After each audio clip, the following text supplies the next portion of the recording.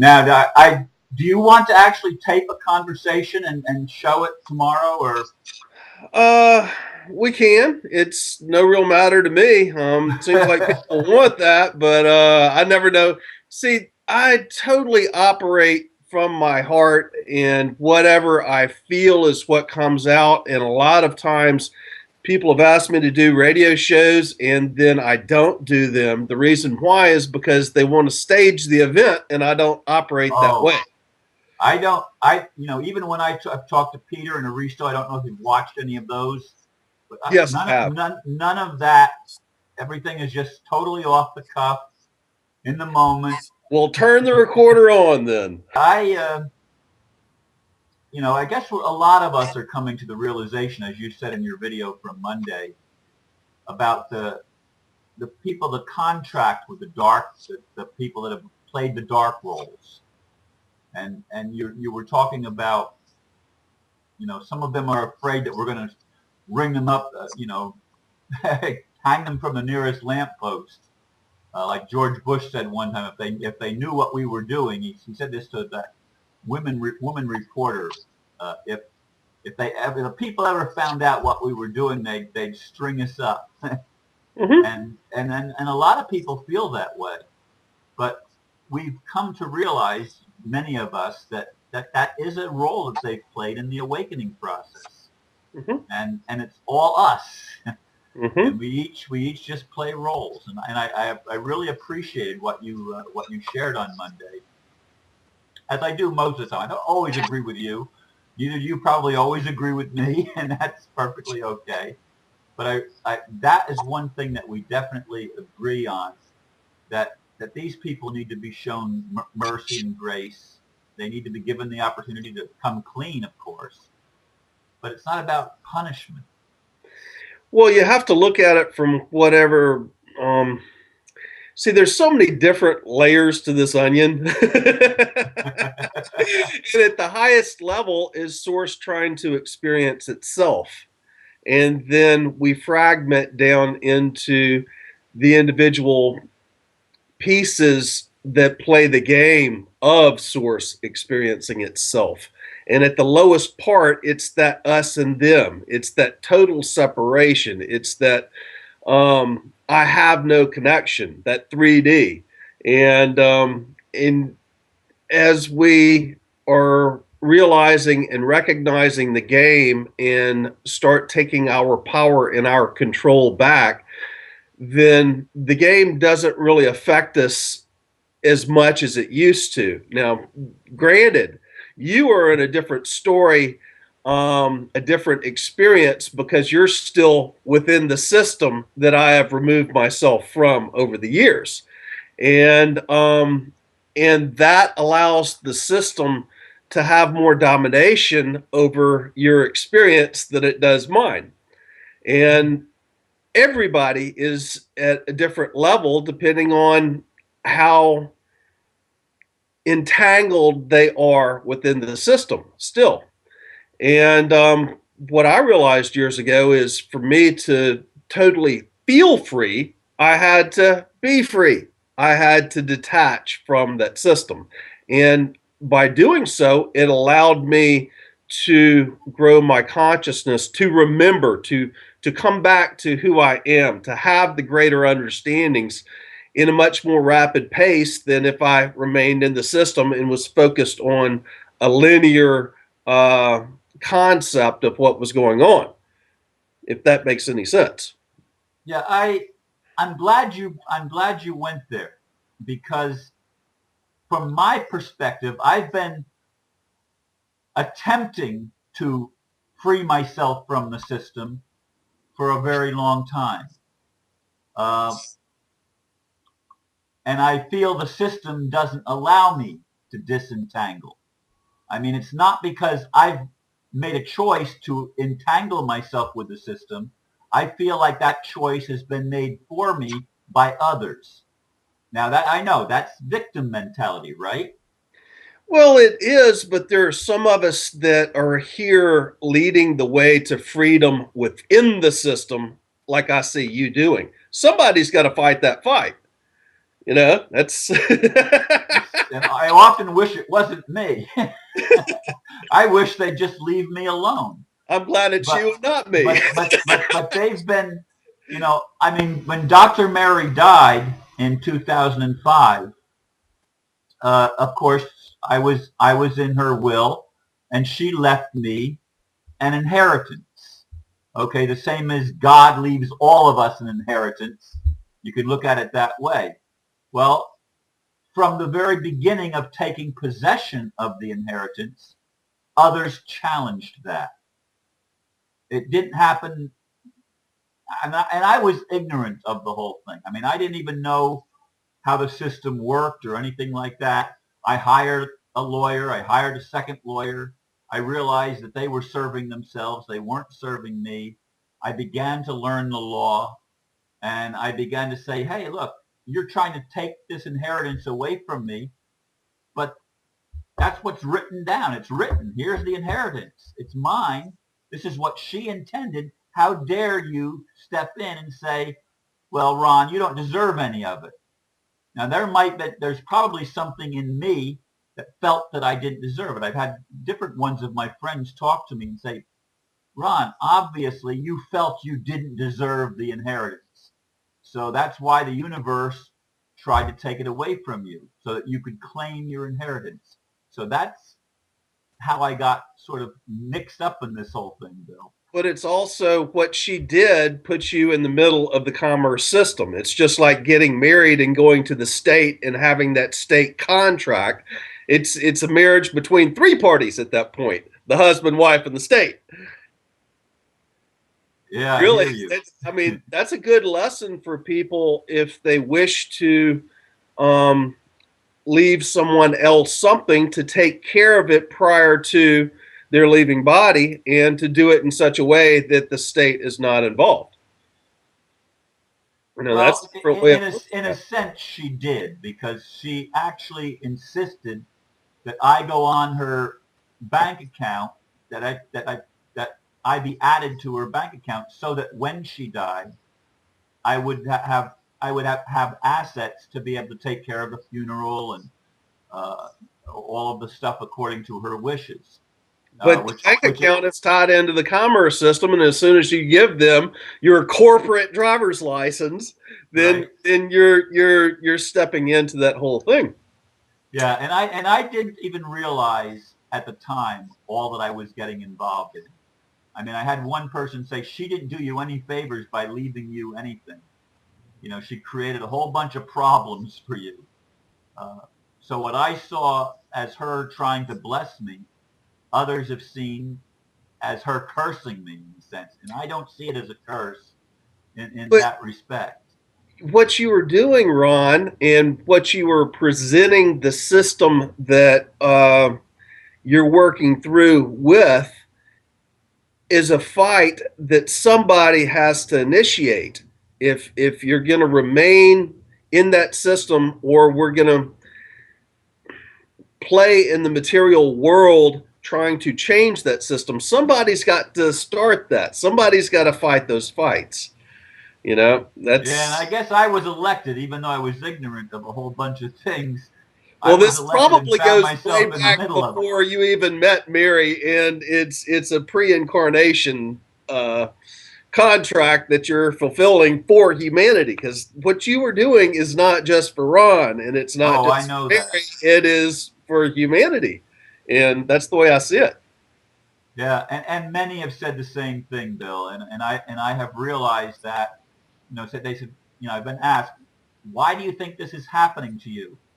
And I've said because it was part of the role that I apparently agreed to play, even though I was ignorant of it. I've become more and more aware as time has gone on. Hey, I'm in this because I agree to do this not just for me, as you say, but because so many people are entrapped in this thing, and just me talking about it and being willing to tell the truth helps a lot of people see things from another perspective. And And that's, I guess, a they gift. too will also stand up, and as they stand up, that's how the shift gets made. You know, it's going to take many people not being afraid. And when you start out, yes, you're going to be afraid. because you're still in your head. You know, you're trying to think your way through it rather than feeling your way through it. And sometimes you are feeling your way through it, but your head gets, you know, in front of you. And that's where the fear comes in. You start, Oh my you're not God. trusting what's going on. And it's that lack of trust that causes the fear. You know, you're afraid because of a lack of trust that you might not have enough or you might lose something. Therein lies the fear. If you let go of that grip on it, then it's much easier to lose the fear. If it happens, it happens. If it doesn't, it doesn't. But let's fight this fight, you know, and then you're more able to control your thoughts and your emotions.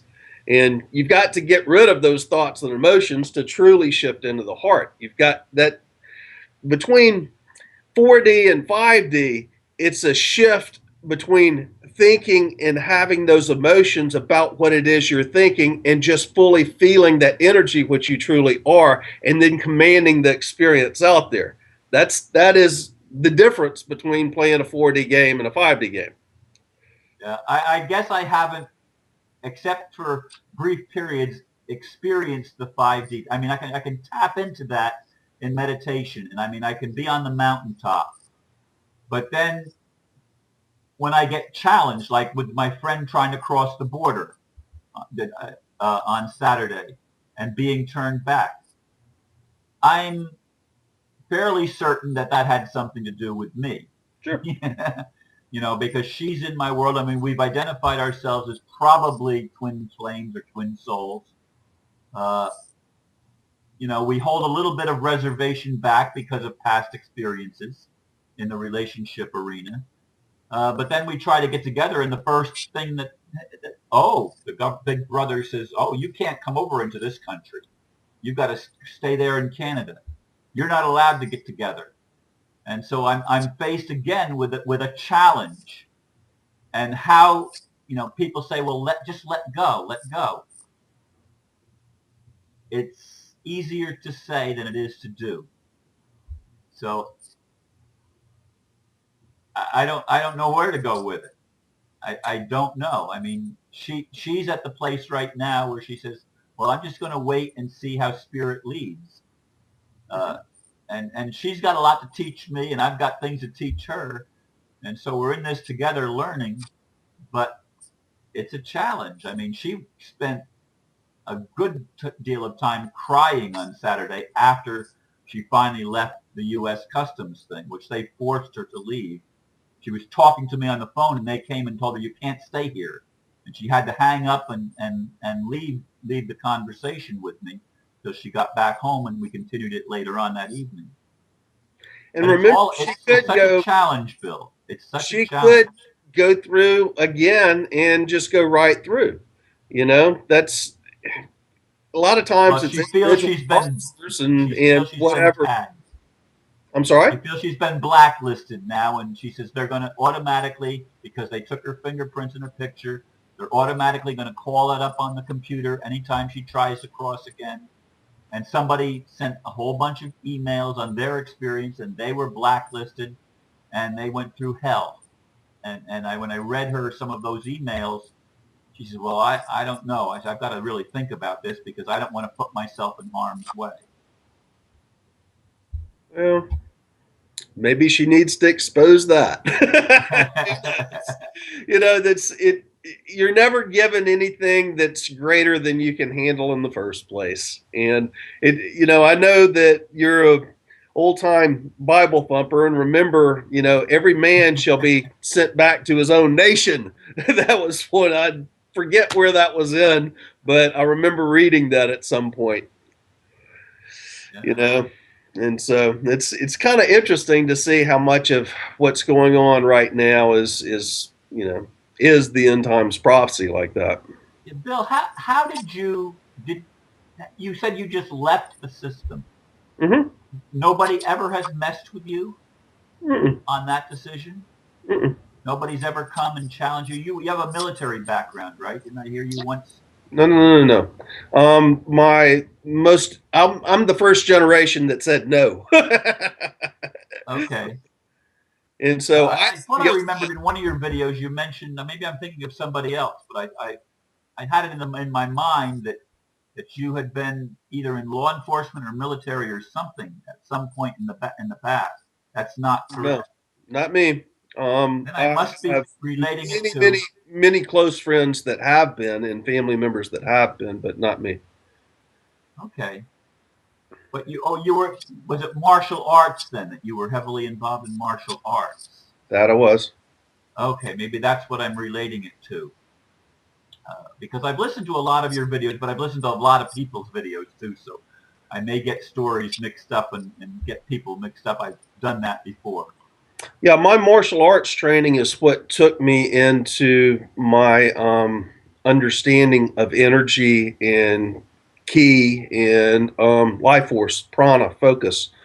And that was part of our yoga practices that I began at my early teens. And a lot of what we were doing then, um, it was with other friends. It was like topics you didn't talk about. They thought you were crazy. When we all get together and we sit down and we meditate to split a cloud or something like that, or we're training blindfolded and seeing the energies that is in front of us, going through the gauntlet of all the other persons in training, but we're blindfolded and they're throwing punches and kicks, and you can read and feel the energies. And that's what took me into the abilities that I use now. It was really an awakening and a remembering that began way back then. That was 35 years ago. Well, yeah, it sounds a lot like my friend Christopher Timms, who's also a mystic, and he has a lot of gifts and abilities that he uses. Have you ever been able to actually, besides splitting clouds and stuff like that, actually impact and have an effect on geopolitical events in any way that you can share? That's been my lifetime.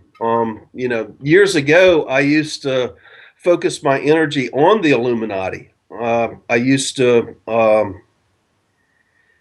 if I saw a wrong, then just like I would do spiritual warfare. But it was in 2009 when I was called out by Archangel Michael in September 2009 at the 999 gate activations. I was told at that point, quit the fight, quit that opposite polarity. It takes two to tango, positive and negative, or good and bad, or light and dark, and it doesn't matter which calls what. It takes two to fight, and quit the fight. You know, it's time to. If you don't have an opponent, you're shadow boxing, and that's what the Illuminati is doing when you quit the fight and drop out of the system. Now you can expose them all you want, but you're not sending those emotions. You're not creating that karma through the magnetics. The fight is magnetics. The fight is thought. The fight is a focus of where you're putting your energy into. Quit the fight. It's if I had anything to say to you about your legal situation with the house, is quit the fight. Well, In ironically, the that's where exposure I of am it, right now. but lose that focused intent of I've got to win this or I've got to hold on to that, because that is magnetics. And allow those magnetics to be free, and then that frees you to follow your heart and continue, but without an attachment to the whole thing, attachment to the outcome, because that's how karma is made. Karma is done through magnetics and emotions, through thought and emotion. It is magnetics. And if you release those magnetics, then you can more easily create the situation that you wish to have the outcome for. Yeah, I've basically come to the place where I'm not producing any legal anything anymore. Every step of the way before, when something would come up, the answer would be, well, create this document. And I'd always feel really good. And apparently it was over several times. And I mean, I was no longer focused on it. I mean, I thought the game is over. And then all of a sudden it would start back up again. But right now, I don't have anything in the wings as far as any legal action or anything. So I'm letting the universe show me, teach me, because it's really hard. But here's the thing. You say with no attachments. I don't want to give up the house. That's an attachment. Uh, that creates your magnetics into that entangles you into the process. So you lose your creative ability when you're in the middle of that tornado and everything's going and getting destroyed. Step out of the tornado. See, my Send it perception, love. Send my it perception is, Bill, that if I lose the house, I can no longer accomplish my mission. It's because I have this house that doesn't have a rent attached to it, doesn't have a mortgage attached to it, that I'm able to not focus on money and truly step out of the system. Without the house, though, that's still a see, limitation, thinking that you're not going to have that otherwise. You at that point have made a judgment saying that it is only with this house that frees you from money that you can do your mission. And that's not a truth. That is not a truth. That is a perception that you are creating for yourself. And it is that attachment to that perception that creates the fear within you. But spirit might say, well, it's not supposed to be here, it's supposed to be over there, and you'll be taken care of if you can free yourself from the attachment to the house, to shut off the thought, shut off the emotion, and just feel the energy, so you know which way to go with the flow, how to go down river. You're going from that mountaintop, that melting snow, down that creek, into the river, and out to the ocean. You're trying to get to the ocean. And the ocean is the fullness of what spirit has to offer you, which is global. Now, you might not wish to be in the system, and you might not be able to do it, your mission, as you say, in the system, but there's many places where you can find what you need. And I've been proving that for years. So you've done a lot of traveling, haven't you? Yeah. You go to a lot of events. I mean, I've actually been invited to speak at different events and reject the invitations because I don't want to leave my house. Well, because I want that issue to be resolved, so that when I come back, my house is still here. Right. I go to the events really to do the ceremony, to hold the energies, because of the light that I hold, which empowers ceremonies. Usually we do vortex and portal work just prior to the events. And most of these events have focused intents of something we wish to create, manifest for the global, to connect to the grid, or to activate an area, or to awaken humanity within an area. And I've been doing this for a long time. So. Where do you think that we're at right now in this shift to the new reality? People en masse are waking up. Things that I thought would have happened between the harmonic convergence and probably the year 2000 are only just now happening. But it is happening, and it's because of that I feel a great load off, because the shift is occurring, and it takes the people to wake up and see what's going on, so that they'll participate in the expose of what's going on, and with that we can do the change. But they've got to go through their fear, then their anger stage, then their activism state, and then their serenity, and then that'll take them into their spiritual awakening. So it's a process, and you've got a geopolitical awakening that goes on prior to the spiritual awakening. And it's the spiritual awakening when we get out of that fourth dimensional of playing in the linear field, of being in the head and dealing with the head and emotions, those fears, trying to control it on the outside, that we step into our true creative abilities. And many people say, are we going to have a dimensional shift? Yes, when everybody finally gets out of that mindset and emotion set, then and starts recognizing their true creative powers we have no choice but to have a dimensional shift at that point. It's that changes the whole ball game. Yeah, But well, I it can is unfolding. obviously see some of these changes already taking place, and I've been seeing it. I really was seeing it before I started the videos, but it wasn't till I got the message in December between Christmas and New Year 2010. Ron, stop making excuses and just do what you came to do. Mhm, Well, what is that? Well, just respond to whatever's in front of you and tell the truth. mhm. That was basically my mission. And I guess I could do that at any time, anywhere.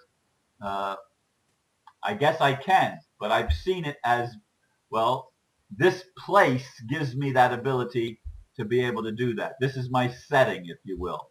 I notice you've had the setting with that picture behind you. By the way, is that a highwayman picture?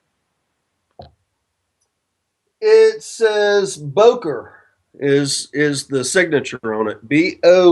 Bowker. And so I I don't was know. It was here. This place was furnished. I'm living on a ranch farm, and this is a mobile home that happened to be on it when I got here. And then Kim's got her place, the main house up top the hill, and so this was what was available to me for right now, until I decide to build something or, go move on, whatever. Do you know who the highwaymen are? Mm-mm.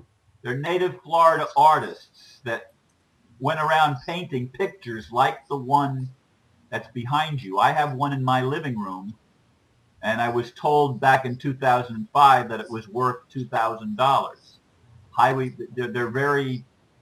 They're collectibles. And I suspect, I don't remember, there were several of the artists. There were not just one person. There were several artists, and I don't know if that name was one of the people or not. But I've I enjoyed suspect it that because is a highwayman painting. I've enjoyed it because it is very much like what's going on with humanity right now. The Waves waves at the crashing. beach. And so, yeah, that's I and it's where I usually do my work anyway. It's the easiest spot for me to do my computer work, so that's why I'm just always set up here. Okay. Well, I've appreciated you taking the time. I know you have chores that you need to get to, and I don't. And I've because of me taking a nap, falling asleep. It's a little bit later than it might have been. But I do thank you for taking the time to have a conversation with me, and it's something that I will pay attention to and listen to. And I think that people that enjoy listening to your videos and listen to my videos will enjoy us just simply talking off the cuff and Mhm. whatever. And If I had anything with what we were talking about your situation to say, it's just detach to the possible outcomes, and then step outside and try to create from the exterior back in. Then send in your energies. You know. that's easier to say than it is to do, Bill. Well, Because detach means let them take my house. no, no, no, no, no, no. See, that's what it Detach means to to the me. emotion of them taking your house. Yeah. It's the emotion that's keeping the magnetics in play, and it's those things which feeds you your experiences. Then you're being fed your experience rather than creating it yourself. When you can detach from the magnetics, then you can more readily send in that pure energy of love with that divine thought, the vision, invoking it, speaking it forth, feeling it as it's already happened, and you can create. Now, when you're in the middle of that storm, you're picking up whatever debris is getting thrown at you because And responding tornadoes to it going on in or every reacting. direction you look. Yeah. Yeah. It's something that I'm still learning and humanity is still learning it. Obviously, because this is what we as humanity are experiencing. So I thank you for the role that you're playing and that others played, even when I don't get it and mentally I can I know things before I experience them oftentimes. I mean, I know there's a truth there, and yet I can't quite. grasp it in experiential reality, if that makes any sense. Sure, and it's almost like seeing timelines because there's multiple timelines, and you might be in your vibration at one situation, picking up and seeing the future of a singular timeline. And so you really have to, again, detach from it to follow it, you know? Yeah. So, Well, it's what I'm learning. So thank you. I hope the audio comes out good on this one. The last one that I did with Arista, the audio sounded awful. But then it actually corrected itself somehow in the processing. So you probably have a little bit of help from above. okay. Just accept it. Thank you for taking time to share with me, Bill, and we'll see what comes out. And whatever I do, I'll post something tomorrow, and it may be this one, or if I need to work on it longer, it may come out a little bit, in the next day or something. But we'll see how it works, and I of course will let you know. And I'm always here for you, Ron. So thank you, Bill. I really appreciate you, and I appreciate you doing this with me. Thank you, my friend. Bye. Namaste. Bye-bye for now.